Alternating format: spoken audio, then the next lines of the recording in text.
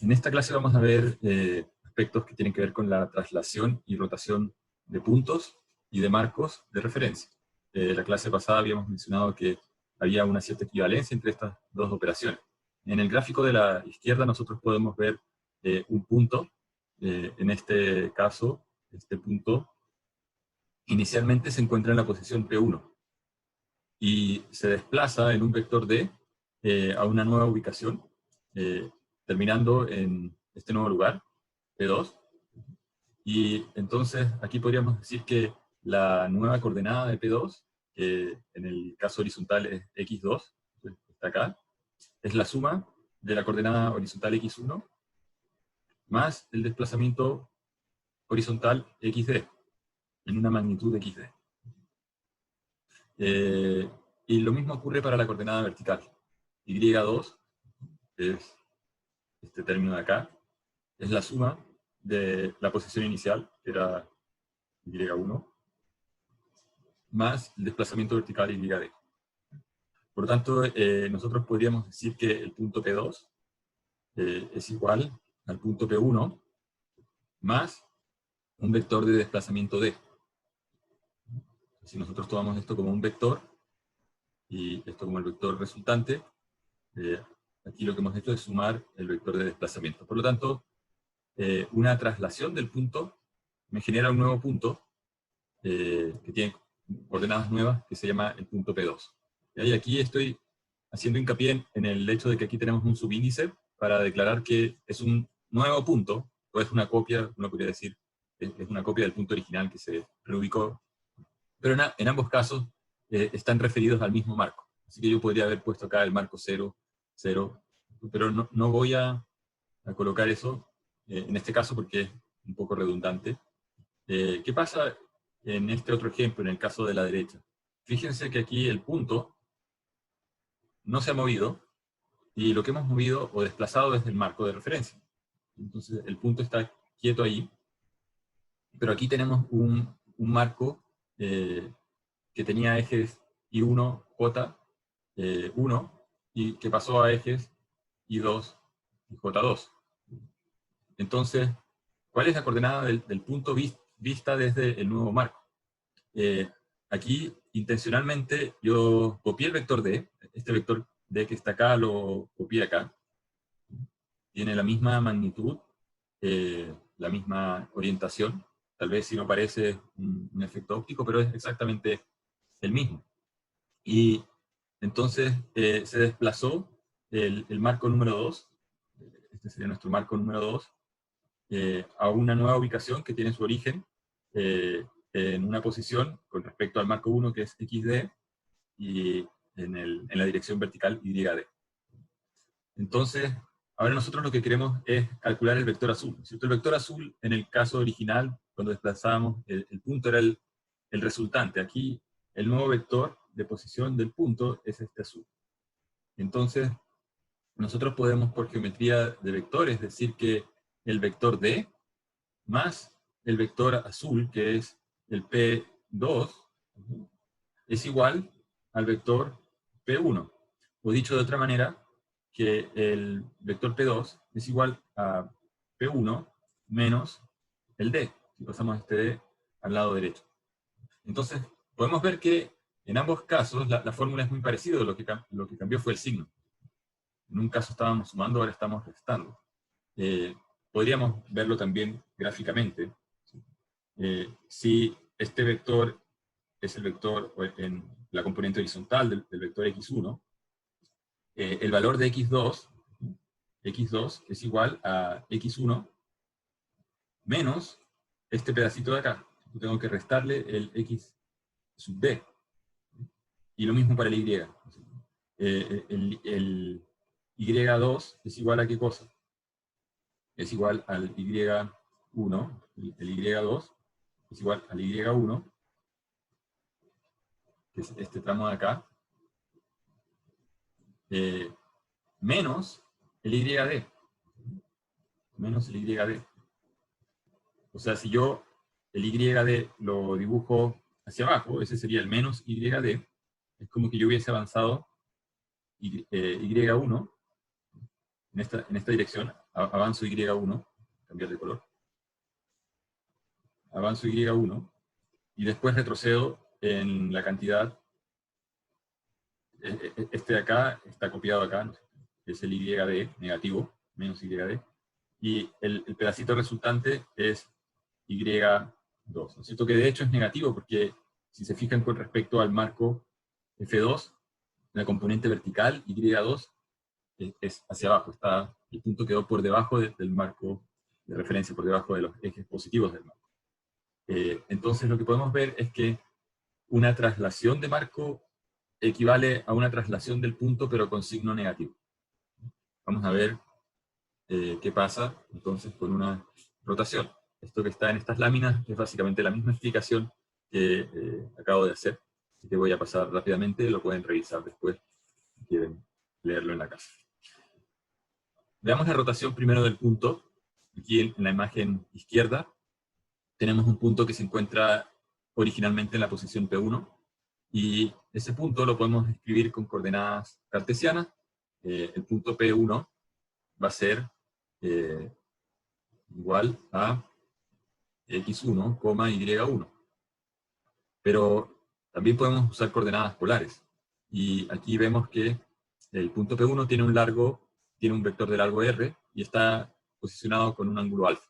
Por lo tanto, en cartesiana, esto sería r por coseno de alfa, r por seno de alfa, la componente vertical. Ahora, rotamos el punto P1 a una nueva ubicación y aparece el punto P2. Este es otro punto, por lo tanto tiene un subíndice distinto al primero. Y está a una distancia del origen r, porque lo único que hemos hecho es rotar, así que el tamaño del vector no cambió, pero ahora tiene un nuevo ángulo. Este punto P2 tiene un ángulo fijo. Entonces, las coordenadas de P2 las podemos escribir por aquí. Vamos a poner P2, tiene coordenadas cartesianas x2, y2. Aquí está x2, y2. Y eso va a ser igual a r coseno de phi, r seno de phi. Pero ¿qué cosa es phi? Entonces, este ángulo phi es la suma de alfa más teta. Por lo tanto, nosotros podemos hacer una expansión y decir que r por coseno de phi, usando las reglas trigonométricas, es coseno de alfa más teta, r seno de alfa más teta, y esto va a ser r coseno de alfa, coseno de teta, menos r seno de alfa, seno de teta, vamos a tener aquí r seno de alfa, coseno de teta, más r seno de teta, coseno de alfa. Y fíjense aquí en algo, que esta era la componente x1, ¿cierto? R coseno de alfa es x1. Y aquí está r coseno de alfa. O sea, x1 aparece en la definición del punto P2. Después, aquí tenemos r seno de alfa, pero r seno de alfa es este de acá, que es y1. Este es x1. Y entonces tenemos acá y1. Aquí tenemos r seno de alfa nuevamente, o sea, y1. Y aquí tenemos r coseno de alfa. Este de acá con este de acá generan x1. Entonces, fíjense que podemos escribir esto matricialmente. O sea, la primera componente, voy a cambiar acá de color, la primera componente, todo esto de acá, lo podemos escribir como el vector fila, que sería coseno de teta, menos seno de teta, vector fila, multiplicado por el vector columna, x1, y1, y eso me va a dar la componente x2. La componente x2 es todo esto que está acá. Ya, y eso es coseno de teta por x1, más seno de teta negativo, aquí está seno de teta con signo negativo, por y1. Y lo mismo para la segunda componente. Aquí la segunda componente, y2, es todo esto de acá. Entonces, y2 va a ser igual a un vector fila, que va a ser, aquí está el x1, así que el x1 está multiplicado por seno de teta, y el y1, que está acá, está siendo multiplicado por coseno de teta. Por lo tanto, tengo que poner acá coseno de teta.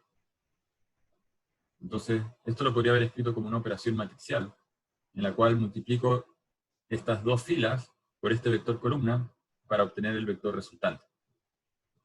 A esta matriz la vamos a llamar la matriz de rotación del punto en teta grados. Por lo tanto, el rotar el punto de P1 a P2 lo podemos escribir como P2 igual a la matriz de rotación que acabamos de definir por P1. Ahora, ¿qué pasa si nosotros en realidad, en vez de rotar el punto, rotamos el marco? Voy a borrar las ecuaciones que teníamos. Profesor, ¿Sí? en la matriz de rotación ya es coseno de teta menos seno de teta y abajo seno de teta más coseno de teta. Exacto. Es una matriz, fíjense que es una matriz antisimétrica. ¿Cierto? Es una matriz que tiene, ya voy a escribir más grande, coseno de teta menos seno de teta y seno de teta, coseno de teta. Entonces, esta matriz R, porque es una matriz antisimétrica, porque R es igual a menos R traspuesta. ¿Ya? O sea, si yo calculo cuánto vale R traspuesta la voy a escribir acá, es tomar la primera fila y ponerla como si fuese una columna, entonces tengo coseno de teta, y después tengo menos seno de teta. Tomé este seno de acá y lo puse como si fuese. Y después tomo la segunda fila y la pongo como segunda columna. Entonces tengo seno de teta, coseno de teta. Ahora, fíjense que son muy parecidas, porque en la antidiagonal aparecen los senos, pero están con los signos cambiados. Por lo tanto, aquí si yo pongo un signo menos, esto se transforma en más, esto en menos. O sea, este menos lo pasé para adentro, pero acá tengo menos, menos. Entonces, aquí nos quedan, claro, los cosenos no estarían bien, a menos de que yo hubiese evaluado esto en, o sea, R de menos teta traspuesto. Eso es lo que debería haber escrito. No con el menos ahí. O sea, es antisimétrica en este sentido. ¿Ya? O sea, primero yo puedo calcular la traspuesta. Lo voy a poner acá de nuevo. Coseno de teta menos seno de teta, seno de teta, coseno de teta. Eso sería R de teta traspuesto. Pero si yo evalúo en R de menos teta, aquí tendría que haber puesto coseno de menos teta, ¿cierto? Pero coseno de menos teta, como es función par, es lo mismo que coseno de teta. Por lo tanto, los cosenos no cambian. Pero estos sí cambian. Por lo tanto, aquí tendría un seno de menos teta y un seno de menos teta. Pero el menos del seno, al ser función impar, lo puedo sacar para afuera, así que lo pongo acá como un más. Y acá al sacarlo para afuera se vuelve más. Y este, al sacarlo para afuera, se vuelve un menos acá. Y ahí se transforman iguales. Entonces, se cumple la propiedad de que la matriz de rotación es igual a la matriz de rotación de menos teta traspuesta. Después, también hay otra característica importante, que es qué o cómo interpretamos R de menos teta. R de menos teta, si el R de teta fue la matriz que nos llevó de acá hasta acá, el R de menos teta es la matriz que nos devuelve al revés, ¿cierto? En la dirección opuesta. Entonces, de hecho, nosotros podemos demostrar que R de menos teta es igual a la inversa de R de teta. Ustedes recordarán que la inversa de la matriz A, B, C, D es igual a la matriz D, A, menos B, menos C, dividido por el determinante de esa matriz, que es AD menos BC. Entonces, si calculan, voy a borrar acá, hacer espacio, ¿no? Entonces,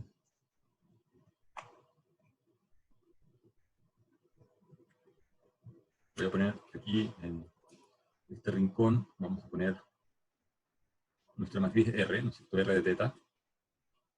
es igual a coseno de teta menos seno de teta, seno de teta, coseno de teta. Entonces, usando las propiedades para calcular la inversa, en este caso una matriz cuadrada de 2 por 2, muy simple, ¿cierto? ¿Qué cosa es? Aquí dice, intercambie el A con el D, ¿no es cierto? El A con el D los intercambio, pero en la matriz original, en la posición del A y del D están coseno y coseno de teta, por lo tanto, si los intercambios sigue viéndose igual, no pasó nada con eso. Y los otros se quedan en la posición donde estaban, pero con signo negativo. Entonces, donde tenía un menos seno de teta, ahora aparece un más seno de teta, y donde tenía el más seno de teta, ahora aparece un menos seno de teta. Y tenemos que dividir por el determinante, por A por D menos B por C. Pero ¿qué cosa es el determinante de esta matriz? Es coseno por coseno, que es coseno cuadrado de teta, menos seno, se transforma en un más, cuadrado de teta. Pero sabemos por las reglas trigonométricas que coseno cuadrado más seno cuadrado de teta es igual a 1. Por lo tanto, estoy dividiendo por 1. Así que esta es la inversa. Esta es la matriz inversa. Y podemos ver que esa matriz inversa es exactamente R de teta traspuesta. Entonces, si yo traspongo el R, ¿no es cierto? Y paso esta fila, la paso como columna, me queda coseno menos seno. La segunda fila, ¿no? Está de acá, la paso como columna y me queda seno, coseno. Esto es una propiedad muy importante de las matrices de rotación, porque incluso para las matrices de rotación que son en el espacio 3D, la inversa de la matriz de rotación es su traspuesta. Entonces, computacionalmente, en vez de estar calculando la inversa, con los procedimientos que uno puede haber aprendido en álgebra lineal, de triangularización de la matriz, o utilizar los subdeterminantes, ¿cierto? Para encontrar la inversa con la matriz adjunta, que es bastante engorroso. En este caso es simplemente tomar filas y transformarlas en columnas para poder tener la inversa inmediatamente, sin haber hecho ningún cálculo, solamente reordenando los valores que ya tenía la matriz. Entonces, cuando uno está implementando, por ejemplo, una simulación o un juego en computador, no tiene sentido calcular las inversas para rotar los objetos que pueden existir en el mundo virtual. Lo único que hay que hacer es calcular traspuestos. Así que esa también es una propiedad muy importante.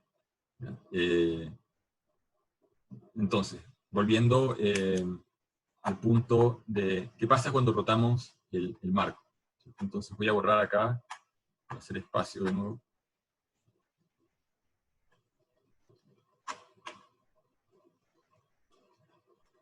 Y solamente recordar el resultado que teníamos hasta el momento, en este lado, o para este sistema, en el cual estábamos rotando el punto, dijimos que P2 era la matriz de rotación aplicada a P1.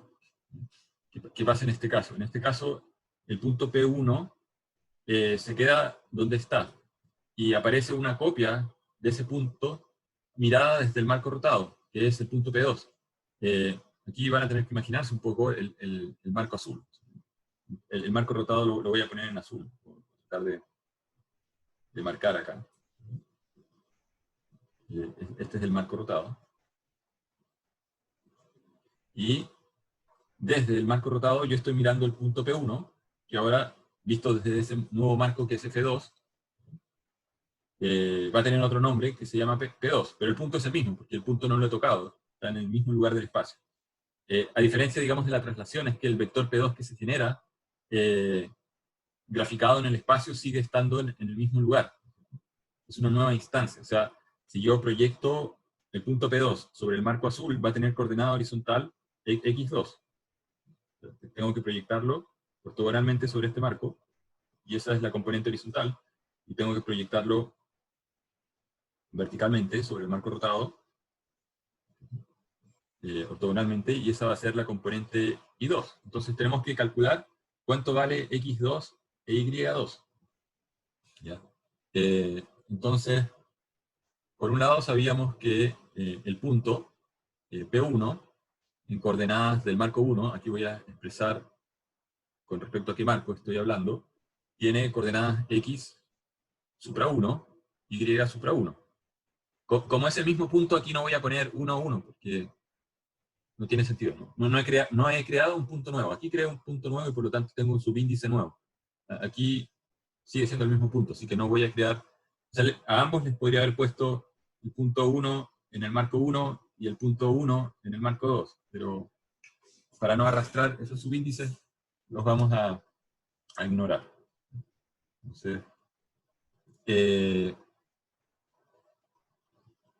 Entonces, ¿cuáles son las coordenadas? Habíamos dicho, esto era R coseno de alfa, R seno de alfa. En el marco 2 tenemos el punto P2, tiene coordenadas x2, y2, y es igual a ¿qué cosa? A la proyección sobre el eje horizontal, pero fíjense, acá tengo un ángulo phi. Así que voy a proyectar esto en R por coseno de phi, R por seno de phi. En este caso, phi está dibujado como un ángulo negativo, por lo tanto, seno de algo negativo tiene que dar negativo y va a proyectar un vector o una componente y2 negativa. No nos preocupemos del signo de phi, solamente sabemos que tenemos que calcular seno de phi para proyectarlo aquí en esta rama. Entonces, Profe, una pregunta, ahí el ángulo por decir así, como que el input del ángulo lo ponemos negativo, ¿cierto? claro, porque aquí yo puedo decir que roté el marco 2, ¿no es cierto? Desde el marco F1, aquí está el marco F1, lo roté a una nueva posición, ¿no es cierto? F2, estoy comparando aquí los ejes horizontales, ¿no es cierto? Y en cuanto lo roté en θ grados. O sea, aquí está está de color verde, pero aquí lo voy a poner. Lo roté en θ grados. Ok, entonces yo me voy a definir, aquí, digamos, geométricamente, yo podría decir algo así, ¿no es cierto? Podría poner el phi hacia arriba y decir que alfa más phi es igual a θ. Yo en este caso, solamente por una conveniencia, porque ¿qué pasa si yo defino las cosas dibujando el phi hacia arriba? ¿Cierto? Tendría que decir alfa más phi igual a θ, con lo cual phi se transformaría en θ menos alfa. Y después de usar las reglas trigonométricas con el signo negativo me da lata. Entonces, en realidad hice trampa, pero aquí yo soy consistente con mi propia definición. O sea, yo dije voy a medir el ángulo phi hacia abajo, lo dibujé hacia abajo. Entonces, ¿qué es lo que estoy diciendo en este gráfico? Que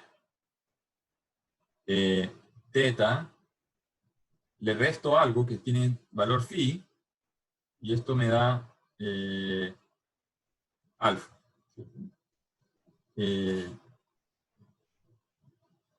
O sea, en realidad, aquí sí, está dibujado con esa forma, ¿no es cierto? Entonces estoy diciendo θ, con lo cual, en realidad, quedamos igual que en el caso anterior. No gané mucho. Bueno, lo podría haber dibujado, pero si soy consistente, como pueden ver, uno llega a lo mismo, ¿cierto? Los pongo los dos en sentido positivo y sumo alfa más phi igual a θ, o digo avanzo θ y después le resto phi, y eso me tiene que dar el valor de alfa, y llego al mismo resultado. Entonces, el punto es que si seguimos la convención que está dibujada, da lo mismo, ustedes pueden usar la convención que quieran, pero sean consistentes con lo que dibujaron. Aquí estamos diciendo θ menos phi, o sea, a θ lo retrocedo en phi y voy a terminar en donde está alfa. Por lo tanto, phi es igual a θ menos alfa, ¿no? En realidad, no, lo de tratar de evitar el signo menos con los dibujos que hice y con las dos explicaciones no lo logré. O sea, se podría, pero tendría que darle la vuelta también a θ o algo así. Pero no enredemos más el asunto. El punto es, dado ese dibujo, y dado que definimos θ como antihorario, entonces cuando reemplacemos acá vamos a tener que reemplazar por θ menos alfa, ¿cierto? O sea, vamos a tener que escribir acá R por coseno de θ menos alfa, y aquí R por seno de θ menos alfa. Ya, no es tan terrible. Vamos a hacer la expansión de la componente horizontal. Vamos a tener coseno de θ, coseno de alfa, más, en este caso porque hay un signo menos, seno de θ, seno de alfa. Aquí me faltó el R, coma. Voy a poner la segunda componente aquí en la otra fila por espacio. Esta va a ser seno de θ, coseno de alfa, menos, porque tiene un signo menos, R seno de alfa coseno de teta. Y fíjense que aquí nuevamente aparecen los valores x1, supra 1, y x, o sea, y supra 1. Por lo tanto, aquí yo tengo, en esta parte, coseno de alfa por r, que es x1. Este con este, juntos me dan x1. Aquí, seno de alfa por r, me da y1, supra 1, perdón. Borrar ese. Y aquí abajo tengo r por seno de alfa, nuevamente. ¿Ya? Y supra 1. Y aquí tengo r coseno de alfa, que es x supra 1. Por lo tanto, voy a escribir aquí abajo x2 es igual a un vector fila que va a tener, ¿qué cosa? Va a tener coseno de teta más seno de teta multiplicando a x supra 1, y supra 1, y el y supra 2 va a ser igual a, es la segunda componente, ¿no? Todo esto es y supra 2, que va a ser x1 multiplicando a seno de teta, seno de teta, y aquí deberíamos tener, aquí hay un error, porque esto debería haber quedado por coseno de teta, y aquí hay un error en la ecuación, esto debería ser con más, y este con un signo menos. ¿Y eso por qué pasó? Porque esto es lo mismo que esto de acá, ¿cierto? Y este de acá se queda igual a eso, y tendríamos coseno en la segunda componente tendríamos coseno de alfa, coseno de alfa, coseno de teta, un signo negativo se transforma en más, seno de teta, ya, pero... Profe, sorry, pero no entendí qué está haciendo en esta parte. Esto de acá. ¿Qué está haciendo ahí? ¿En qué parte? Esa parte que le acabo de marcar. Es Eh, decir, ahora lo que está corrigiendo.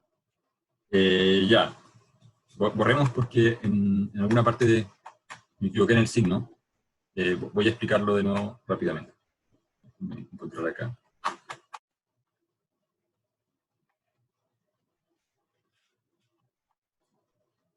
A ver.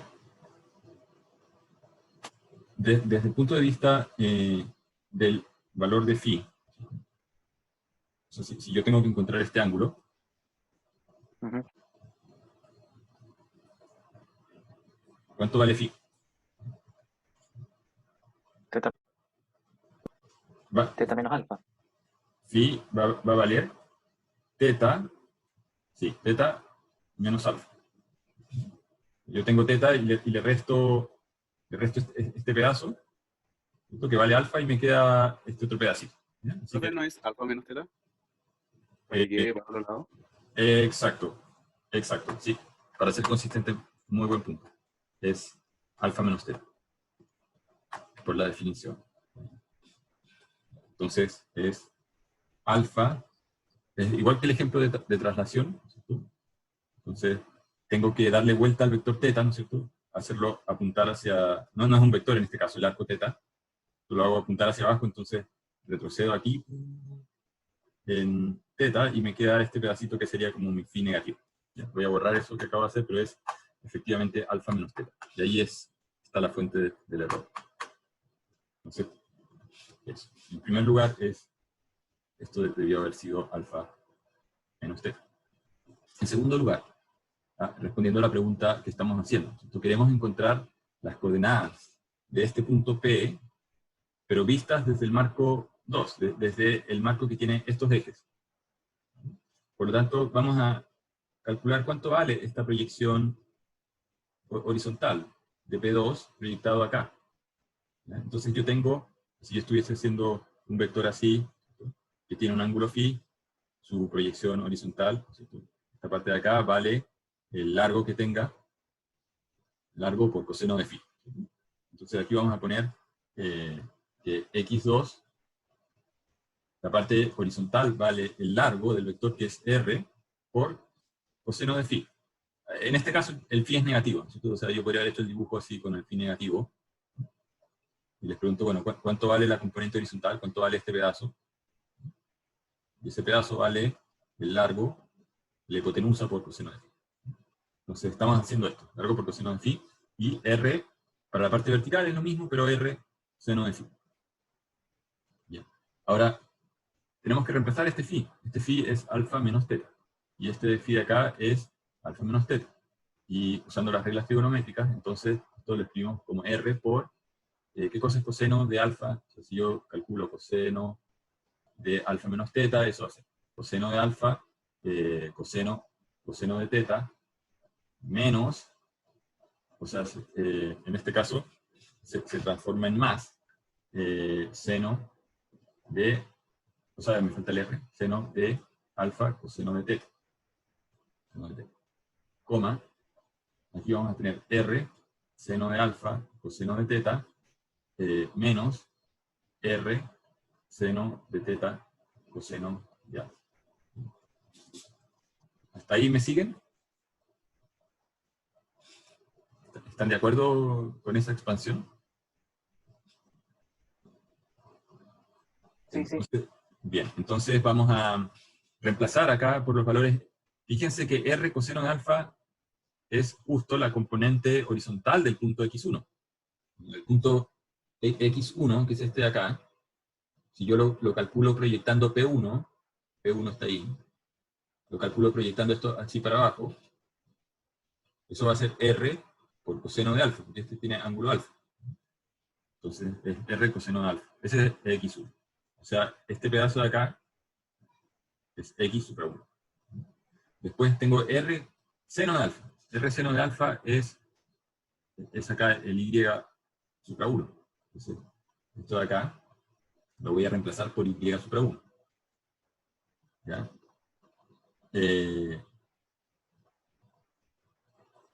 Después tengo r seno de alfa, que es y supra 1. Y aquí tengo r coseno de alfa, que es el x supra 1. R coseno de alfa, esto es x supra 1. Por lo tanto, la coordenada horizontal, que es todo esto, que es x supra 2, y todo esto es la coordenada vertical del punto P2, ese mismo punto P1, pero visto desde el marco 2, tiene estas descomposiciones.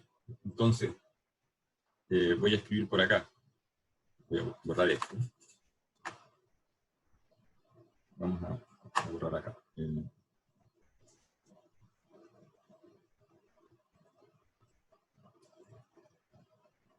Ya, entonces, ¿qué es x2?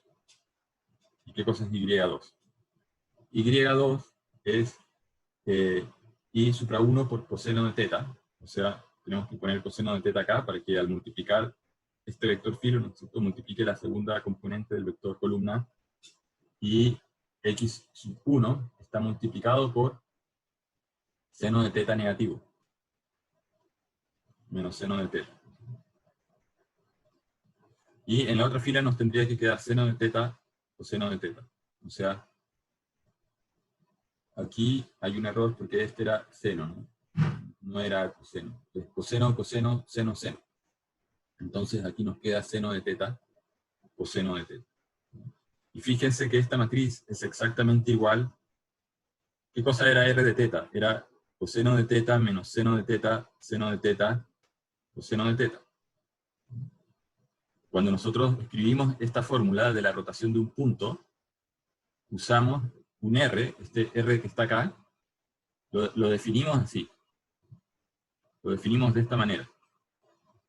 Ahora, cuando estamos rotando el marco, tenemos un r que es igual al r negativo. o sea, a R menos teta. Esto de acá, esta matriz, es R menos teta. O sea, que pasar la descripción de un punto original en el marco 1, al marco 2, lo que necesitó fue la matriz R de rotación de puntos, pero con signo negativo. Que es lo mismo que vimos en la traslación. En la traslación dijimos, si nosotros movemos el punto original a un nuevo punto sumando un desplazamiento de, esa operación es equivalente a dejar el punto fijo y desplazar el marco, ¿no es cierto? Y encontrar una nueva representación del punto P2 en función de su representación en P1, menos el desplazamiento del marco. Había una dualidad, ¿no es cierto?, entre desplazar el punto o desplazar el marco. Uno era el negativo del otro. Aquí estamos viendo exactamente lo mismo. Hay una dualidad entre estas dos cosas, entre esa de ahí y esta de acá. La rotación del punto es equivalente a la menos rotación del marco. Esto, ya una vez que uno lo ve, parece como ya así, es como obvio. Voy a borrar todo. Voy a borrar acá. Todo esto.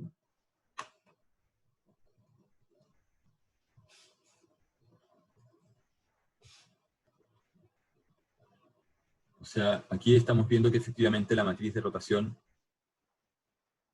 toma el vector original, ¿sí?, y lo mapea o lo proyecta a un nuevo vector. Y las coordenadas del vector, al rotar, la coordenada horizontal se achica. Entonces nosotros, ¿qué era lo que teníamos para x2? Teníamos, si recuerdan la matriz, coseno de teta en la primera fila, menos seno de teta. Y aquí teníamos las coordenadas originales, de x1, y1. Entonces, si teta, que es el factor de rotación, si teta es mayor que 0, supongamos que podemos poner 60 grados, ¿qué cosa es coseno de 60 grados? Es un medio, ¿no es cierto? Y este de acá es raíz de 3. Pero más allá de los valores específicos que tomen cada uno de estos dos elementos, lo que está ocurriendo es que la nueva coordenada, fíjense, era un valor, ¿no es cierto?, x1 multiplicado por un valor alfa, este se puede llamar alfa, pero le estoy restando, o sea, de partida se está achicando, porque alfa va a ser siempre menor que 1, ¿no es cierto? En el mejor de los casos, si teta es 0, coseno de 0 es 1, y seno de 0 es 0, por lo tanto, si roto 0, me queda 1, 0, ¿no es cierto? Y por lo tanto, x2 es igual a x1. O sea, si no roto, obviamente el punto tiene que seguir teniendo la misma coordenada horizontal. Pero si roto, la coordenada horizontal no solamente se escala por este valor alfa, que es menor que 1, pero además le resto, si esto lo llamo beta, esto le estoy restando beta por y1.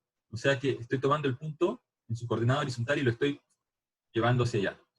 Este mismo ejercicio uno lo podría mentalmente hacer y ver cómo el punto, la parte vertical se agranda, ¿cierto? Porque aquí, en la segunda fila, yo tenía beta, y aquí tenía alfa, y para la segunda componente, para lo que sería el y2, lo que estoy haciendo es tomar y2 igual a alfa veces y1, o sea, igual se achica un poco porque alfa puede ser menor que 1, pero le estoy sumando beta por x1, ¿cierto? Entonces, la componente vertical se agranda. Ese es el efecto explicado con una interpretación, no sé si más intuitiva, de qué es lo que le está haciendo la matriz de rotación, cómo está transformando el punto P original cuando lo rotamos, ¿cierto? Una componente la tengo que agrandar, y eso es lo que ocurre cuando un punto gira alrededor de un círculo. Una componente se achica mientras la otra se agranda. ¿Qué pasa cuando yo giro el marco? Cuando yo giro el marco, en realidad, la componente, vista desde un sistema, la componente horizontal no cambia, ¿no es cierto? El punto sigue siendo el mismo, y se proyecta, pero a medida que el marco se va desplazando, este vector que representa el eje horizontal se va desplazando a uno nuevo, y fíjense que aquí en los ejes del marco yo estoy usando un subíndice, no estoy poniendo un supraíndice. ¿Por qué? Porque estoy diciendo ahora hay un eje nuevo, por lo tanto, un nuevo elemento, un nuevo objeto, lo etiqueto con un nuevo subíndice.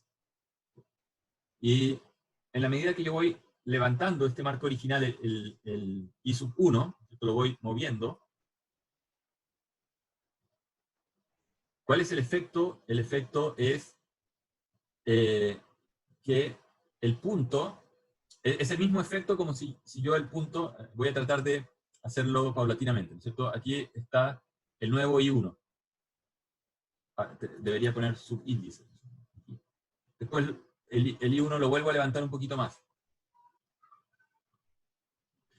Y fíjense que ese efecto es equivalente, aquí está I1, ese efecto es equivalente a que yo haya ido acercando el punto P, supra 1, que lo haya ido acercando cada vez más al eje horizontal. O sea, el eje horizontal yo en realidad lo estuve levantando, ¿no es cierto? Y fíjense que cada vez me queda menos distancia al punto P1. En algún momento voy a estar justo con el eje I1 sobre el vector P1. Si sigo avanzando, obviamente voy a llegar a esta posición. Entonces, esto es lo mismo que yo hubiese tomado el punto P1 y lo hubiese empezado a bajar, a bajar, a bajar, hasta que de repente me pasé hacia abajo. Y quedé por ahí abajo. Entonces, esa es la situación que está ocurriendo. O sea, cuando yo roto el marco, es exactamente equivalente a no rotar el marco, sino que tomar el punto y arrastrarlo en la dirección opuesta. Cuando yo roto el punto, yo lo alejo, asumiendo en este ejemplo que estamos rotando siempre en sentido antihorario. Cuando yo roto el punto, yo lo alejo del eje I. Cuando yo roto el marco en sentido antihorario, yo el marco lo estoy acercando al punto. O lo que es lo mismo, el punto se está acercando al marco. ¿Ya? Y por eso uno es el negativo del otro. Esto muchas veces en los libros de introducción, en matemáticas, en física, ponen la operación de rotación y dicen, esta es la matriz de rotación. Y muchas veces no explican o asumen que la persona que lee el texto entendió por el contexto qué cosa es lo que está rotando. Y lamentablemente no explican que la operación de rotación es tanto válida para rotar el punto como para rotar el marco, pero una sutileza muy pequeña es que una es el negativo de la otra. Y por lo tanto aparece el signo menos. Y hay que tener mucho cuidado con cuál de las dos versiones trabajar, porque el signo menos hace una diferencia en todos los cálculos. Entonces, en ciertos casos me ha tocado ver simulaciones que están mal hechas porque se equivocaron en la matriz de rotación y pusieron algo con signo menos. Entonces el objeto que están moviendo en el espacio se mueve hacia el lado contrario, o las fuerzas que uno calcula terminan siendo en la dirección contraria.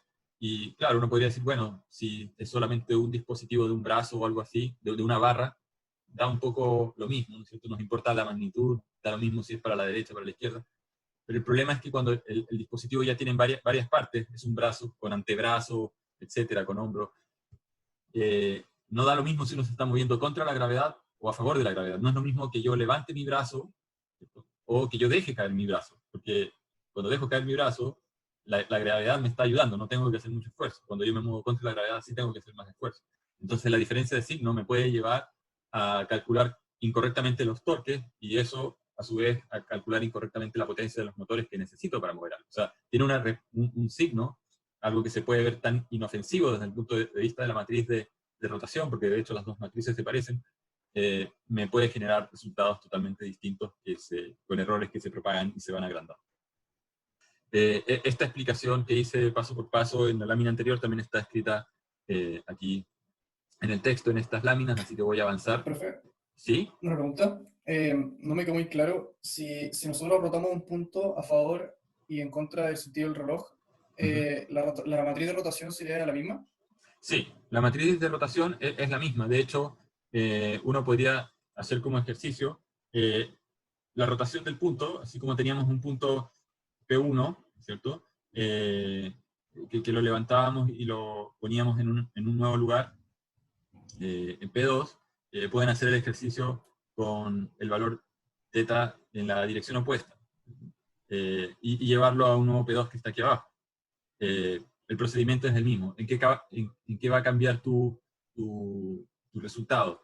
Que antes nosotros decíamos que esto se giraba a una posición nueva, phi, ¿cierto?, donde phi era igual a teta, que era este de acá, ¿no es cierto? Lo que nosotros habíamos levantado, el punto era teta, por lo tanto era alfa, que era el pedazo de acá, alfa, más teta, ¿no es cierto? Ahora, ¿qué es lo que tendría que decir? Que el phi va a ser alfa, pero lo bajé en teta, porque tú me dijiste quiero ir en la dirección opuesta, ¿cierto? Entonces, ¿qué pasa con la matriz de rotación cuando roto en el sentido negativo? Si antes tenía una matriz de R de teta, ¿cierto? Donde tenía coseno de teta menos seno de teta, seno de teta, cos teta, tú me estás diciendo quiero rotar el punto en dirección negativa, y yo te digo, ok, usa la misma matriz, pero pon acá menos. Entonces esto va a cambiar y se va a transformar en la matriz coseno de teta. Aquí voy a tener menos seno de teta. Voy a tener menos seno de menos teta, que es lo mismo que más, saco el signo menos para afuera, al ser función impar, más seno de teta. Por lo tanto, tengo seno de teta acá, acá se invierte y pasa eso, ¿cierto? Y podríamos hacer el mismo análisis de la interpretación. ¿Qué pasa con las coordenadas? Porque aquí teníamos a P1 y lo bajamos teta grado. Entonces, ahora quedó con un nuevo phi que está acá, y la coordenada X, ¿cierto? Original, pasó a una nueva X2 que es más grande, ¿cierto? Porque esto de acá se agrandó, ahora llega hasta acá. Y la Y se achicó. Entonces, nosotros podríamos hacer lo mismo que dijimos. Este es alfa, llamémoslo alfa, da lo mismo cuánto vale, y este es beta. Sabemos que ambos son un número que está entre 0 y 1. Y entonces el x2 va a ser igual a alfa por x1 más beta por y1. Y aquí, como tenemos un signo más, porque aquí hay un signo más, obviamente la coordenada horizontal creció. ¿Y qué pasó con la coordenada vertical? La coordenada vertical se tiene que haber achicado. Y efectivamente, si nosotros acá ponemos x1, y1, ¿ya? Entonces vamos a tener alfa por y1 menos beta por x1. O sea, la componente original no solamente se achica por este factor de escalamiento alfa, sino que además le estamos restando esto, así que efectivamente baja. Lo mismo lo pueden hacer para demostrar la rotación, rotando el marco en la dirección opuesta. Y, entonces, si son consistentes con las direcciones de los ángulos y todo, y no cometen un error que cometí yo al principio cuando estaba girando los vectores de no haber girado el teta correctamente, no debería ser ningún problema usar una convención o una demostración usando el giro en la dirección opuesta. Gracias. Eso. Solamente, bueno, aquí mencionar que estas son las relaciones trigonométricas que ocupamos, no sé si las recuerdan, deberían ser como materia de colegio. Si no, revisen esa parte. Aquí está la explicación de la rotación de marcos en vez de puntos.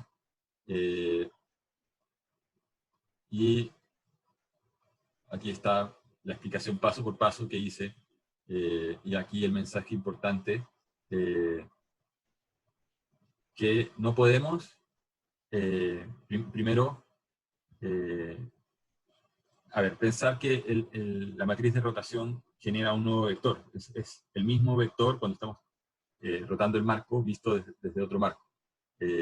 Y que hay una diferencia en el orden de las operaciones, que también está mencionado un poco más adelante. O sea, aquí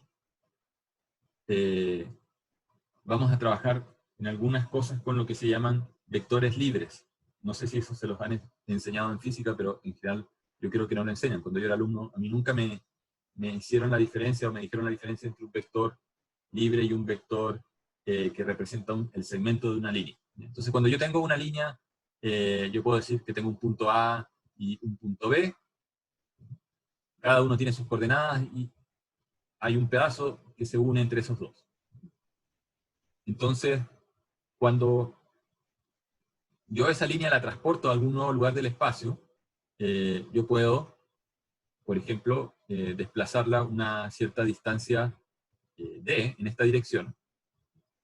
Y voy a tener que trasladar tanto el punto del centro, el punto del extremo y ese punto en esa dirección. O sea, todo se desplaza en esa dirección. Por lo tanto, aparece una nueva versión de la línea AB, que está por aquí. Entonces aquí voy a poner, aquí está A', B', la misma línea que se movió para allá. Y después alguien me podría decir, bueno, ahora quiero rotar la línea AB. Y la rotación ocurre con respecto al origen, ¿ya? O sea, si yo tomo este punto, Si yo tomo ese punto de ahí, y tomo este punto de acá, tengo que dibujar un vector. Y aquí tengo que dibujar otro vector. Y digo que voy a rotar este objeto, lo voy a rotar phi grados. Entonces, aquí hago un arco de tamaño phi. Y aquí tomo esta línea y también tengo que hacer un arco de tamaño phi. Me cuesta dibujarlo, un ángulo muy pequeño, pero ¿qué es lo que ocurriría? Aparecerían unos nuevos rayos, ¿cierto?, que parten ahí del origen. Y otro rayo que parte del origen. Donde el de acá corresponde al rayo del punto B, ¿cierto? Este rayo de acá es el del punto B. Y este de acá es el del punto A. Entonces yo debería trazar un arco de este de acá, un arco así, circular, manteniendo la magnitud, ¿no es cierto? Ese va a ser mi nuevo punto A, doble prima.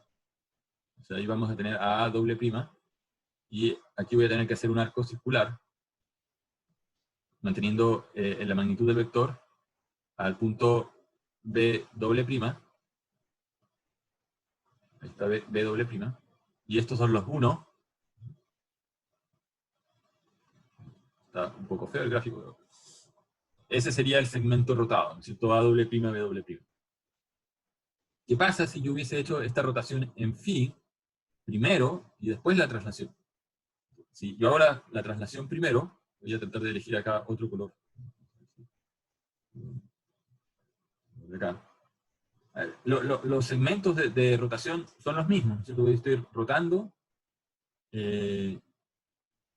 los mismos, pero ¿quiénes estoy rotando? Estoy rotando estos de acá, ¿no es cierto? No los verdes, porque entonces estoy rotando en phi grados, tengo que tratar de hacer el mismo arco que hice en el caso anterior. Estos phi los tengo que repetir, pero partiendo desde esos rayos de color magenta, y aquí hay otro rayo de color magenta. Entonces, ahora tengo una nueva línea para el B y una nueva línea para el A. Y tengo que preservar la distancia. O sea, del A acá, ahí está mi A', en el caso rotación primero y después traslación. Y aquí está el A al rotar, sí, el A está acá, por lo tanto roto allí, y el B rota acá, aquí está mal. Este es el B y este es el A. El B rota acá. Entonces me queda ese pedazo de línea. Y después tengo que hacer la traslación. Y la traslación la voy a copiar, o sea, voy a usar el mismo vector que usé acá, ¿no es cierto? Este vector fue mi vector traslación. Yo voy a poner aquí un vector traslación igual, idéntico. Y voy a poner un vector traslación idéntico. Y voy a hacer el A doble prima, que está acá, A doble prima, y B doble prima, y llevo a una nueva línea. Y fíjense que la línea negra y la línea verde que está acá, no son la misma. Y en ambos casos hice, en un caso, ¿no es cierto? En el primero, ¿cuál operación hice la operación de desplazamiento como primer paso, y como segundo paso hice la rotación en un ángulo phi, por poner algo. Y en el otro caso hice primero rotación en phi, y en segundo lugar hice desplazamiento d. Y no llegué al mismo lugar, por lo tanto, las operaciones no son conmutativas. Yo no puedo, si yo combino las operaciones, yo puedo hacer rotación de un punto y sumarle algo para encontrar un nuevo punto P2. Esto no es lo mismo que primero tomar el punto, desplazarlo y después rotarlo, ¿no es cierto? ¿Por qué? Porque aquí el resultado es RP1 más RD. No son iguales. Entonces, yo no puedo conmutar operaciones para vectores. En este caso no son vectores libres, son vectores que tienen un inicio y un fin. Entonces, aquí no me basta. Ese es el problema de los vectores, ¿no es cierto? Cuando yo tengo el vector AB, el vector AB, yo podría decir este punto de acá es el punto 2, este punto de acá es el punto 5, este punto de acá es el 2, y este punto de acá es el 3. Entonces, el vector AB va a ser la diferencia horizontal, ¿no es cierto? El segmento AB va a ser igual a 2, o sea, horizontalmente va a tener un largo de 3, y verticalmente va a tener un largo de 1. Pero aquí yo perdí información, porque este vector además tiene un punto de partida, que es A. Entonces, de 3, 1 yo puedo sacar la magnitud, pero necesito la información del punto de partida, que es 2,2, o del punto final. Y eso es importante de tener presente, ¿no? Que cuando estoy trabajando con vectores que no son libres, si bien yo puedo operar sobre este vector, ¿no es cierto?, que es 3,1, si yo dibujo el vector 3,1, es un vector que estaría acá, 1, 2, 3 unidades, 1, 2, 3, 1, ¿no es cierto? Sería este vector, 3,1, que es una copia de este de acá, pero ese está partiendo de acá desde 0. Entonces, de partida, rotar y trasladar este vector tiene un resultado distinto que tomar este, rotarlo y trasladarlo, o trasladarlo y rotarlo, porque ya vimos que las operaciones no son conmutativas y que aquí hay un factor que me afecta. No da lo mismo que este no esté, ¿no es cierto? Que el vector no parta del origen. Entonces, cuando yo roto un segmento, no solamente tengo que rotar el vector AB, ¿no es cierto? Este podría ser la versión de AB que parte del origen, es 3,1, lo roto y lo dejo así como una línea verde, pero además también tengo que rotar el punto A, y tengo que sumarle. O sea, si yo tengo un segmento que parte en A y termina en B, y al segmento lo roto, tengo que aplicarle rotación a A más desplazamiento, y le tengo que aplicar rotación a B más desplazamiento, y esos van a ser los nuevos extremos, A' y B'. Ok. Esto ya parece obvio y es como bien básico, pero uno después se confunde con otra cosa que tiene que ver con los vectores libres. ¿Y quiénes son los vectores libres? Los vectores libres son aquellos que no tienen inicio. Son vectores que solamente están referidos siempre desde el 0. Y uno dice, bueno, ¿quiénes son esos vectores? O sea, ¿dónde hay vectores que solamente se inician desde 0 y no me interese el punto de partida? Los vectores velocidad, los vectores aceleración y los vectores velocidad angular son todos vectores libres. Porque a mí la velocidad como magnitud o medida del desplazamiento me da lo mismo dónde está parado el avión. O sea, me da lo mismo que el avión esté parado acá o el objeto que se esté moviendo, digo avión por poner un ejemplo, ¿no es cierto?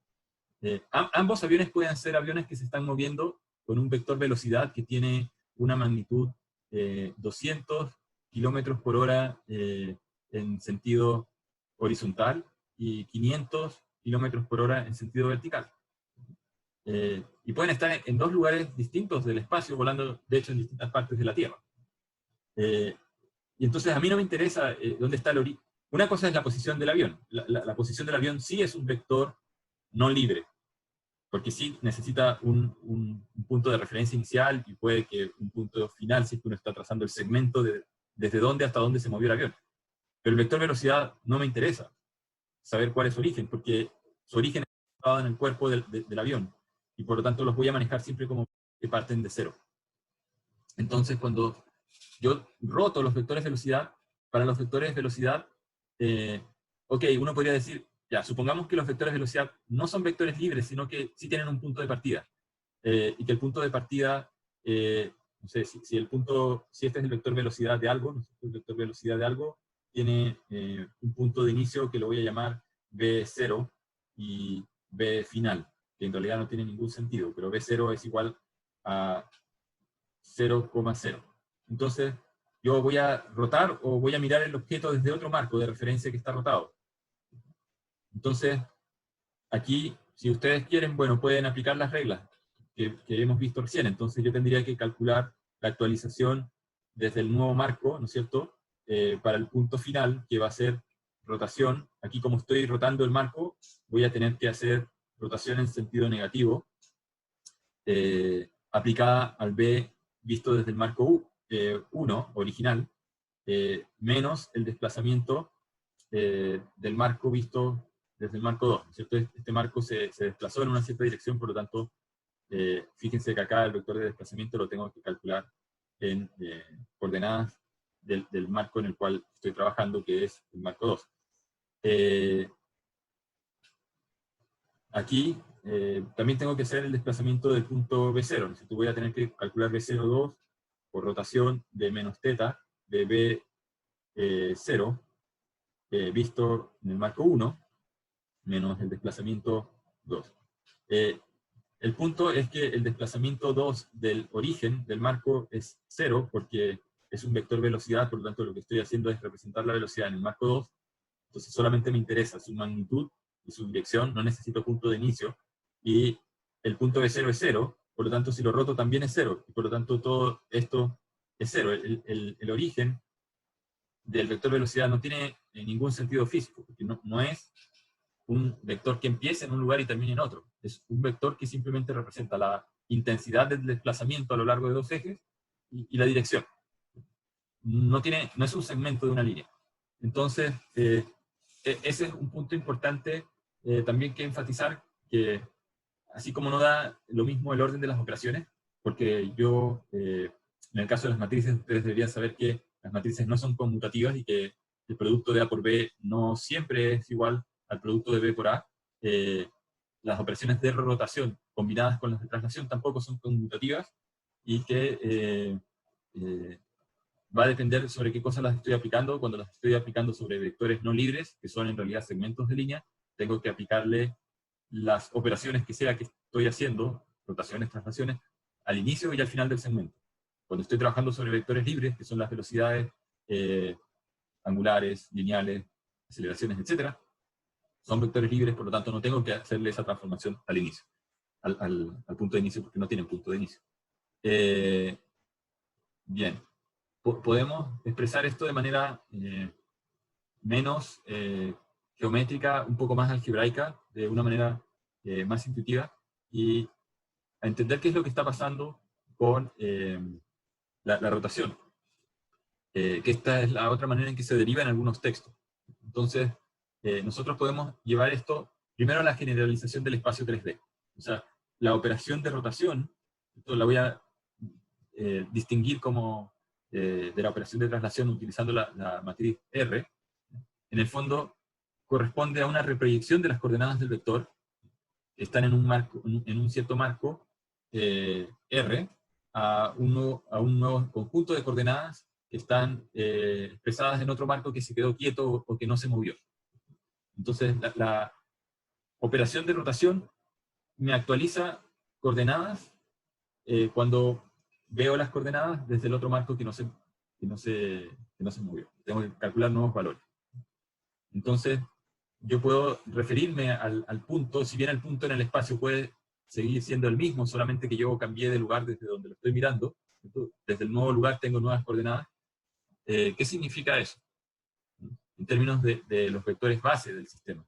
O sea, estoy diciendo, tengo un punto que en un sistema, aquí lo voy a dibujar 2D para no complicar tanto la cosa, pero en el sistema original, yo tengo un eje Y0, un eje J0, y yo veo que este punto P, aquí lo voy a poner como un punto P abstracto, un punto P, no estoy especificando el marco, va a tener una componente horizontal que la voy a llamar P0 sub X, y va a tener una componente vertical que va a ser P y 0, ¿no es cierto? Y entonces cuando yo lo escribo formalmente con respecto a los vectores de base, que son el 1, 0 y el 0, 1, todo esto es lo que yo tendría que escribir para P0. ¿Qué cantidad del vector base Y0 tengo? Tengo Px. ¿Qué cantidad del vector base J? Tengo Pi. Ahora, puede que yo tenga otro marco que está rotado, y este lo voy a llamar el marco que tiene ejes IR y JR. Y este punto sigue existiendo en el espacio. Yo lo puedo mirar desde acá, desde el origen del marco rotado. Entonces también lo voy a tener que proyectar ortogonalmente sobre el eje del marco rotado, y aquí voy a encontrar que hay un vector, o sea, una magnitud, que es la magnitud P sub X supra R. Es esta de acá. Esta de acá. ¿Cierto? Y hay una magnitud proyectando esto sobre este eje, ortogonalmente, vamos a tener esta magnitud, que es PIR. Si yo expreso ese punto, lo tengo que, visto desde el marco R, obviamente lo tengo que expresar usando sus vectores base. Entonces, la pregunta es, ¿cuál es la matriz de rotación que me lleva del vector PR al vector P0?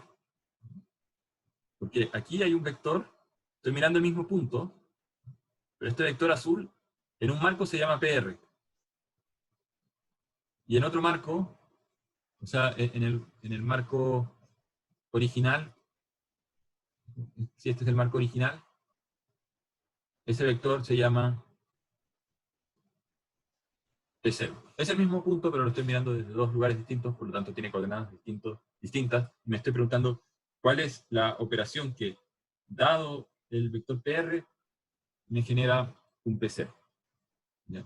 Y podemos partir inicialmente asumiendo que no hemos hecho traslación de marco para no complicar la explicación, sino que teníamos el marco original y después lo rotamos, lo llevamos a una versión rotada, y JR, el punto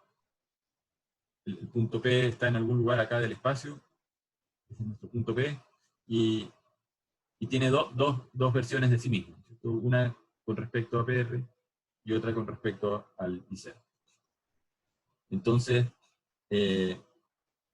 lo que podemos, explicado en términos simples, es hacer una proyección de P en los ejes de cada uno de estos marcos, ¿cierto? Hacer una proyección acá, y una proyección en este de acá, o hacer una proyección en el otro marco.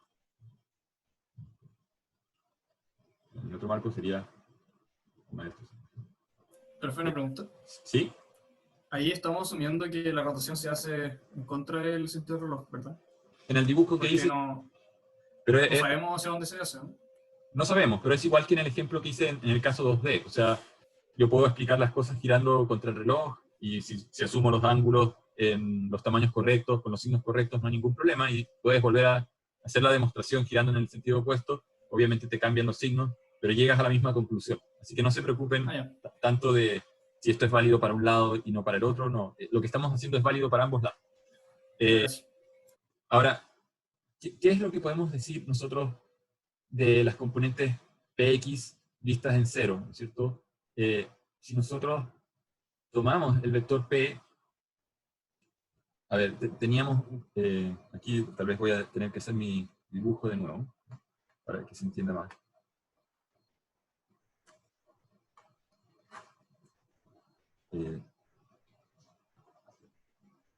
Teníamos entonces los ejes originales, 0, J0, y los ejes girados, y R rotado, J rotado.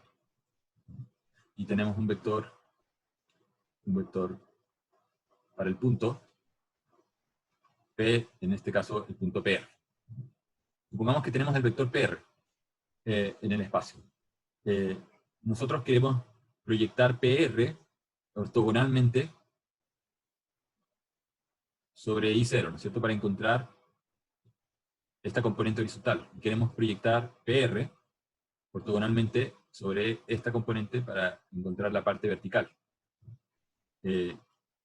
Ustedes deben recordar de álgebra lineal que el producto de dos vectores, ¿cierto?, era la magnitud de X por la magnitud de Y por el coseno del ángulo entre X e Y, ¿cierto?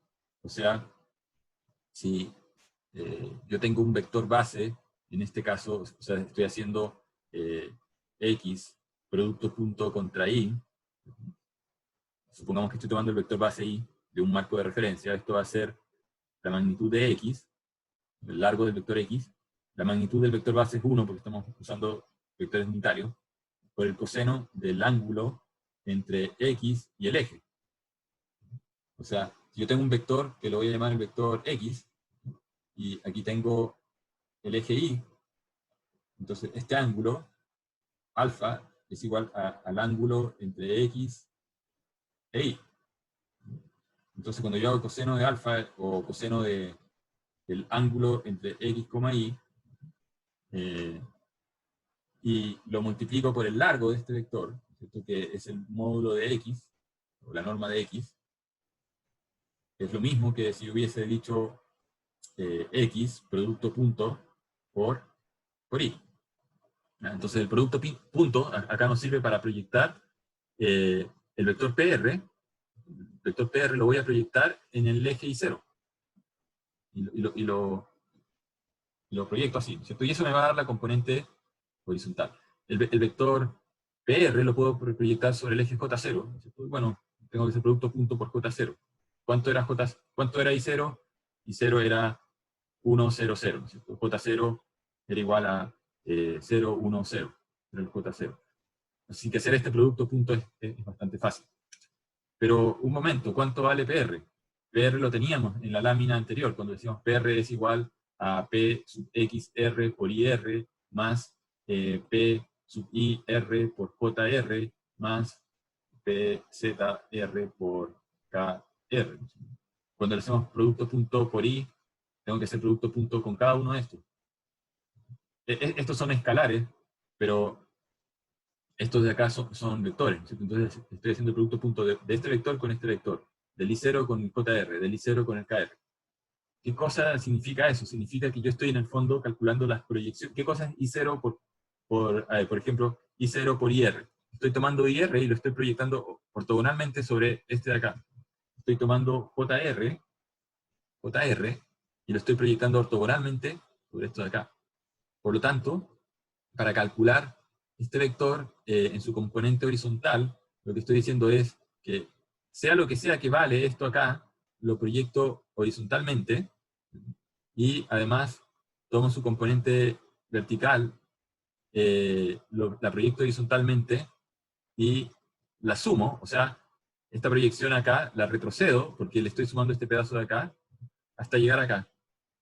O sea, si yo me quedo con estos dos primeros términos de la fórmula, en realidad esta fórmula está calculando el mismo paso de proyección ortogonal que habríamos hecho geométricamente, como en el ejemplo anterior de la rotación. Y por acá lo estoy expresando todo usando el producto punto.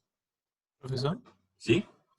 ahí nos queda solo el producto punto porque los vectores sobre los que estamos proyectando son unitarios.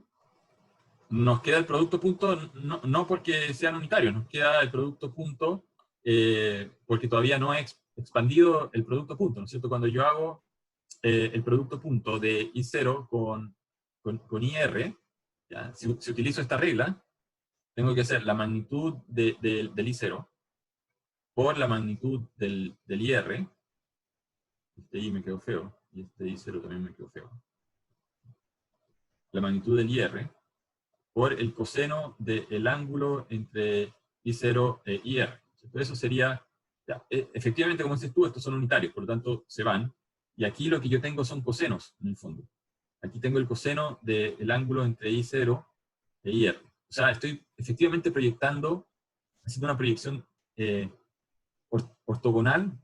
Cuando quiero hacer proyecciones ortogonales, multiplico por el coseno del largo del vector por su coseno entre el otro vector, ¿cierto? Y ahí lo proyecto ortogonalmente. Entonces todos estos están haciendo proyecciones ortogonales contra los otros ejes. ¿Contra qué eje? Específicamente contra I0, porque en todos estos casos estoy proyectando contra I0. Ajá. Es que le pregunto porque la definición de proyección es distinta al producto punto. Es que así se llama una proyección ortogonal, el producto punto. No sé si les han pasado otro concepto de proyección, pero esto es lo que en inglés se llama un orthogonal projection of one vector against the other. Entonces, es la proyección ortogonal de un vector contra el otro. También lo puedes ver como, como una operación libre del producto, o sea, el producto punto de dos vectores cualquiera es de esta fórmula, que en general, a menos de que uno no sea unitario, es simplemente el ángulo entre los dos por las magnitudes de los dos. Y eso, si uno no es unitario, obviamente no lo puedes considerar como proyección ortogonal. Pero en el momento en que uno de estos dos es un vector unitario, eso se transforma en una proyección ortogonal del que no es unitario sobre el unitario. Aquí hay dos que son unitarios, así que tú podrías verlo como, o interpretarlo como JR proyectado sobre I0, o I0 proyectado sobre JR. En este caso, vamos a usar la interpretación de que todos los de la primera línea en esta primera fila están siendo proyectados contra I0. Después todos los de la segunda fila están siendo proyectados contra J0. ¿Por qué? Porque estamos calculando la segunda componente. O sea, se nos va a armar una matriz. Fíjense que aquí, o sea, la primera vez que uno ve esto, tal vez puede ser medio tedioso entenderlo, pero creo que es importante destacarlo porque es como la manera más rigurosa de entender qué cosa es lo que hay adentro de la matriz de rotación. Todavía no lo he dicho, podría habérselos dicho con la interpretación geométrica. Esta es una interpretación puramente algebraica. Aquí, si se fijan, ¿cierto? Estos coeficientes, yo los podría definir como coeficientes de Px, Pi, Pr. Aquí de nuevo se vuelven a repetir Px, Pi, Pr, Pz. Px, Pi, Pz. Entonces puedo armar una matriz, que es la matriz que está aquí abajo, donde en esta matriz tengo este coeficiente multiplicando a Px supra R, este coeficiente, que es este de acá, multiplicando a Pi R, y este coeficiente, que está acá, multiplicando a PZR. Para las segundas filas hacemos lo mismo. Está este, es este de acá, etc. Entonces, fíjense que hemos encontrado una manera de expresar las coordenadas originales del sistema original en función de las coordenadas del sistema rotado, y nos aparece una matriz de rotación R. Y aquí entonces nos queda la tarea de calcular los productos puntos entre los ejes de los dos sistemas. Entonces aquí, un momento, ¿qué hacemos con estos? Porque ya yo puedo decir I0 es igual a 1, 0, 0, J0 es igual a 0, 1, 0, y el K0 es igual a 0, 0, 1, y el IR lo tengo que definir. ¿Qué hay acá? ¿Qué hay acá? ¿Y qué hay acá? Bueno, tendría que, por ejemplo, definir este como mi sistema I0. Lo voy a hacer en 2D para hacer la explicación fácil, pero si yo giro un vector unitario en una cantidad θ grados, ¿cierto? Este vector, que antes se llamaba vector 1, 0, ¿cierto? Lo tengo que rotar por la matriz de rotación. El vector 1, 0 está multiplicando la matriz de rotación. O sea, coseno por 1 menos seno por 0, seno por 1, coseno por 0, nos extrae la primera columna del vector. Si yo miro la rotación entonces del vector, este es un vector que tiene componente horizontal, coseno de θ, y tiene componente vertical, seno de θ. ¿Qué pasa con el vector? Este sería nuestro vector IR. Entonces nuestro vector IR tendría que haberlo escrito como coseno de θ, seno de θ, si es que lo expreso en el marco 1. Porque el vector, o marco 0, perdón. El vector IR expresado en el marco 0 es eso. El vector IR expresado en su propio marco es 1, 0. El vector IR en su propio marco es 1, 0. No es otro vector, pero cuando yo lo proyecto sobre I0, ¿no es cierto? Voy a tener que escribirlo de esta manera. Ese es mi vector IR. ¿Qué pasa con el JR? Que sería el de acá. El JR es igual a 0, 1 en su propio marco. Por eso es que nadie escribe el nombre del marco, ¿no es cierto? Pero, el vector 0, 1 es la base del vector, corresponde al vector vertical de los vectores base del marco R, rotado. Pero cuando yo lo expreso en el marco original, yo tendría que haber multiplicado la matriz de rotación por 0, 1, porque ese era el vector JR, ¿no es cierto? Era 0, 1 para expresarlo. Y como estoy haciendo una rotación de marco, tengo que usar los signos negativos. Menos. No estoy haciendo rotación de puntos, estoy rotando marco. Entonces, al calcular el producto de la matriz de rotación de marcos con el vector, voy a tener coseno de θ más seno de θ multiplicados por 0, 1, me extrae el seno de θ, y en la segunda fila voy a tener coseno de θ. Entonces, voy a tener que, aquí, efectivamente, no, debería haberlo trabajado como la rotación del punto, porque estaba tomando el vector en este punto, el 1, 0, en el original, y mandándolo así. Aquí. Entonces me habría salido un signo menos acá, y me habría proyectado, o sea, la proyección, como este ángulo también es θ, la proyección horizontal va a ser seno de teta negativo, o sea, la proyección horizontal del JR expresado en el marco 0 va a ser menos seno de teta, que es este de acá, y la proyección vertical va a ser esto de acá, que es coseno de teta. Entonces, aquí la matriz la habría tenido que rellenar con los productos puntos de estos vectores. Si hacen el trabajo de hacer estas multiplicaciones, les va a resultar que aquí aparece coseno de teta, menos seno de teta, seno de teta, cos teta. O sea, que otra interpretación que uno le puede dar a las matrices de rotación, voy a borrar esto, es que las columnas de la matriz, o sea, si se fijan en la matriz de rotación que teníamos,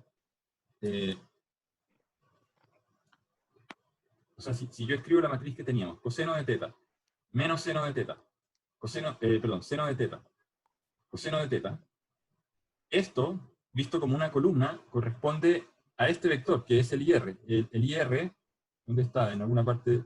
¿Dónde está? Acá, ¿Dónde acá. está el IR? El IR es este, ¿no es cierto? Es coseno de teta horizontal y es seno de teta en el vertical. ¿Ya? Así que acá está el IR. No sé dónde se quedó por usar esto. Dios mío. Y Los colores. esto lo tienen que analizar con calma en slow motion, en cámara lenta, y ponen YouTube en cámara lenta y lo ven. Y el JR es este de acá. O sea, esta segunda columna, menos seno de teta, coseno de teta, es el JR. O sea, fíjense que la matriz de rotación R de teta es igual a los vectores del sistema rotado en sus columnas. Podríamos haber puesto estos vectores columnas adentro de la matriz de rotación y es lo mismo. ¿Cómo sabemos que es lo mismo para el caso 3D y que no estoy diciendo una mentira? Es porque sobre la columna, fíjense que estoy proyectando el horizontal sobre I0, sobre J0 y sobre K0. Por lo tanto, eso me da este vector, ¿cierto? Corresponde al vector IR, pero expresado en coordenadas del marco 0. Este vector de acá es el vector JR, pero que lo proyecté a lo largo de cada uno de los ejes, o sobre cada uno de los ejes del marco original. Por lo tanto, este vector de acá es el JR, que, como les decía, en el marco original el JR sería 0, 1, 0, pero cuando lo proyecto al marco que no giré, cuando lo proyecto y lo escribo así, lo que aparece en la matriz de rotación es justamente la proyección del vector sobre el sistema original. Y obviamente la tercera columna es lo mismo, es el KR proyectado sobre el sistema original. Entonces, eso también es un punto bien importante, porque la matriz de rotación que uno puede pensar está llena de unos cosenos y senos locos, ¿de dónde salieron? En realidad no son una cuestión así como del azar, o estas son las matemáticas, y simplificando los senos y cosenos aparecieron eso. En realidad tienen una interpretación totalmente física de que lo que hay en las columnas de la matriz de rotación son las direcciones de los ejes del sistema rotado. Eso es lo que está explicado acá, paso por paso, y aquí solamente detenerme en el hecho de que hay varias maneras de tomar un objeto y rotarlo en el espacio. Yo podía tomar un cubo Rubik, o cubo mágico, como lo llamaban algunos, y yo lo puedo hacer girar en torno al eje X, o lo puedo hacer girar en torno al eje Y, o lo puedo hacer girar en torno al eje Z. Y yo puedo hacer estas operaciones en orden distinto. De hecho, pueden jugar con un cubo y girar una de las caras, ¿no es cierto? Definan que, no sé, la cara roja es X, la verde es Y, y no sé, la azul es Z. Y giran una de las piezas de la X primero, después la hacen girar en torno al Y, y después en torno a Z, y después hagan el mismo ejercicio, pero tomando la misma pieza o la misma casilla, girando en torno a otros ejes, no a los que eligieron la primera vez, y van a ver que esa pieza queda en un lugar distinto del cubo. Y eso tiene que ver justamente con el hecho de que las rotaciones no son conmutativas, que terminan en lugares distintos. Ahora, como existen múltiples caminos que nos van a llevar finalmente a la misma configuración, porque uno podría desordenar el cubo totalmente y volverlo a ordenar. Y la solución no es única, y eso está demostrado matemáticamente, y tiene que ver con el hecho de que hay más de una matriz de rotación que nos permite llegar al mismo lugar. El punto es que hay que definir algunas matrices para poder estandarizar los procesos de cálculo. Y lo más básico es decir, yo voy a definir esos giros en torno a los tres ejes principales, que son el eje X, el eje Y y el eje Z. Y en ese sentido, cuando yo giro en torno al eje X, o sea, cuando estoy girando en torno a este eje, estoy tomando algún punto que puede estar en el eje Y, en el eje Y, aquí no me deja tomarlo.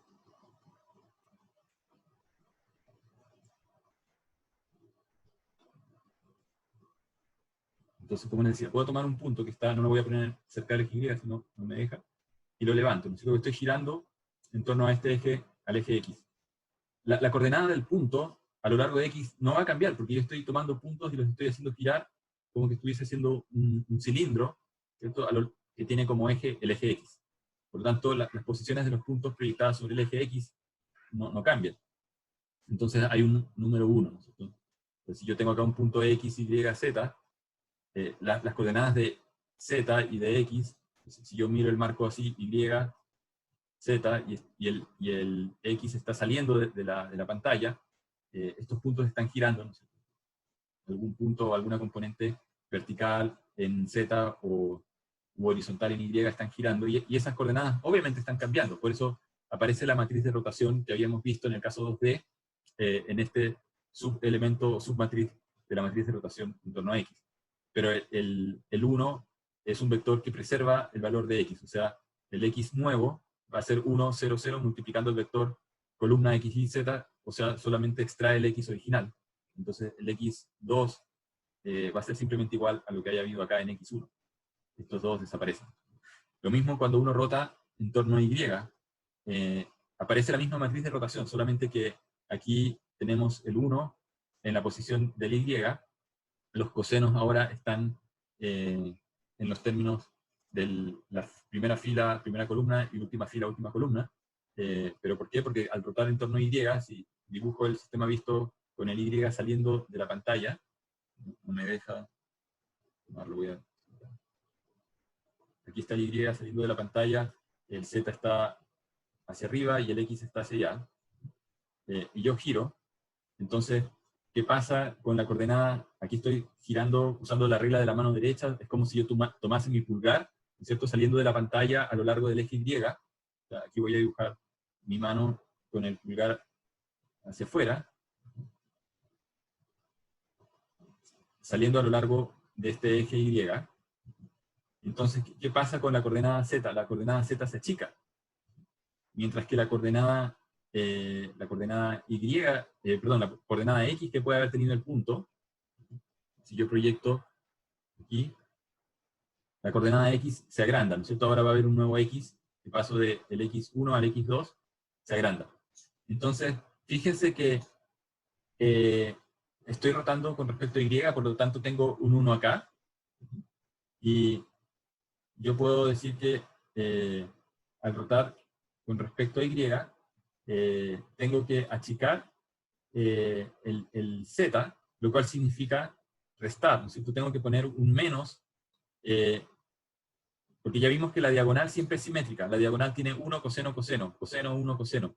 En el caso de la rotación en torno a Z, voy a tener coseno, coseno, 1. Pero los senos están fuera de la diagonal. Y en este caso, como la matriz es simétrica, ya vimos que en esta fila tengo ceros. Entonces, la única posibilidad es que yo llene, supongamos que estoy haciendo una matriz de rotación, la voy a escribir acá. Entonces estamos con coseno, 1 coseno. No puedo poner o sea, tengo que poner un 0 acá y un 0 acá, en primer lugar, porque el Y no cambia, ¿cierto? Entonces cuando yo multiplique con respecto al vector X, Y, Z, 1, este 0 tiene que cancelar ese X, este 0 tiene que cancelar el Z, y por lo tanto solamente me tiene que extraer esto, así que hay dos ceros ahí.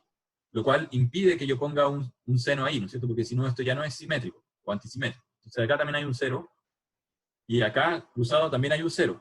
Así que los senos van acá. Y ahora la pregunta es, ¿dónde pongo el signo menos? Bueno, si estoy haciendo esta rotación en torno al eje Y, ¿cierto? A este eje Y, y estoy viendo que se está achicando el Z, entonces tengo que reducir, cuando multiplique acá el X con este menos, ¿cierto? Me va a generar una nueva coordenada Z, Z2, que va a ser un poco más chica. Mientras que el X se agranda, por lo tanto este seno tiene que tener signo más, ¿cierto? Aquí voy a multiplicar por Z. Esa es como una regla intuitiva o una especie de regla mnemotécnica para acordarse dónde poner los signos, ¿cierto? Otra cosa importante es que la matriz tiene simetría con respecto a la diagonal, y que la diagonal tiene los cosenos, entonces no puede aparecer un seno acá y un 0 en el otro lado, porque si no ahí no, se pierde la simetría. Entonces, estas son las tres rotaciones básicas. Aquí está explicado qué es lo que ocurre cuando giro en torno a X, ¿cierto? El eje Y se mueve a un nuevo lugar, Y2, y eso hace ver que la magnitud en Z está creciendo, pero la magnitud en Y se está achicando. Y aquí podemos hacer el mismo análisis girando con respecto a Y o girando con respecto a Z. ¿Ya? Entonces aquí hay una regla mnemotécnica, ¿cierto? Cuando yo giro en torno a X, ¿cierto? Si yo giro en torno a X, voy a dibujar acá X, y tengo Y y Z, ¿cierto? Cuando yo giro en torno a X, Y se acerca a Z. Entonces yo puedo decir que Y se acerca a Z. Entre comillas, en realidad Z también se está alejando, pero al Z antiguo. Pueden imaginar que acá ha quedado un fantasma del Z antiguo, entonces el Y se va desplazando a una nueva posición, y ese Y nuevo se está acercando al fantasma del Z antiguo. Por lo tanto, digo Y, Z. Fila, columna. Fila, columna. ¿Qué significa? Que en mi matriz de rotación estoy armando 1, coseno, coseno, porque estoy girando en torno a X, así que este está lleno así. Y aquí tengo que poner seno, seno.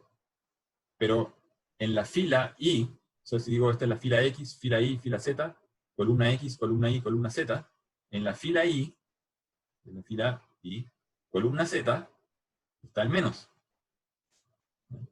Y es consistente, ¿por qué? Porque el Y se está achicando, o sea, el Y que originalmente estaba acá, ahora pasó a una nueva posición hacia atrás.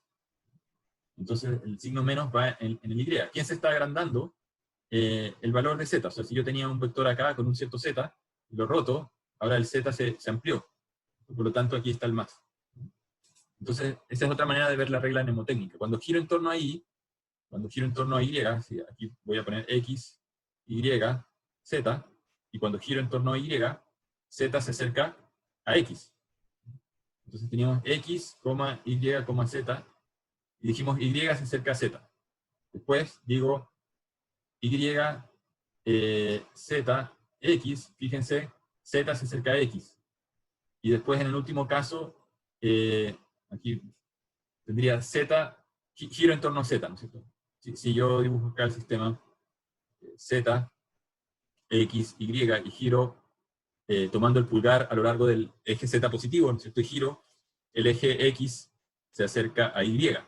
O sea, aquí tendría que poner giro en torno a Z, X se acerca a Y. O sea, fíjense que hay una simetría, hay un patrón acá. Yo tenía que giro en torno a X, Y se acerca a Z. Después desplacé este Y, lo corrí para acá, y el Z lo tiré a la cola. El X, perdón, lo tiré a la cola. Así que ahora tengo Y delante, Z, X. Y Z se acerca a X. Después giro en torno a Z, ¿cierto? Con lo cual X se acerca a Y. O es lo mismo que yo hubiese arrastrado el Z y haberlo puesto adelante de esta lista, el Z haberlo tirado, o sea, y el Y haberlo tirado a la cola. Y lo tiro a la cola y este lo muevo acá, ¿no es cierto? Me queda Z adelante, seguido por X, y el Y lo tiré a la cola. Me queda ZX. O sea, de nuevo, X y Z, Y lo tiro adelante, Y, Z, X va a la cola, después Z lo tiro adelante, X sigue, Y va a la cola, y estos dos me definen dónde está el signo menos, y este me define cuál es el eje de rotación, eje X, Y o Z. Es otro truco mnemotécnico para acordarse dónde están los signos en estas matrices de rotación. Eso es lo que está explicado acá en palabras, ¿cierto? En ese recuadro. Así que vamos avanzando con esto. Ahora quiero detenerme en algo que es complicado de entender, que tiene que ver con el concepto de rotaciones extrínsecas o intrínsecas. Y aquí se complica, y entender esto es importante porque cuando trabajamos con robots o sistemas gráficos, las rotaciones las podemos hacer miradas desde un observador que está fuera del objeto que se está rotando, o desde un observador que está adentro del objeto, y rotamos el observador con el objeto. Y esa es la diferencia explicada en términos simples o intuitivos, pero vamos a ver gráficamente a qué se refiere esto.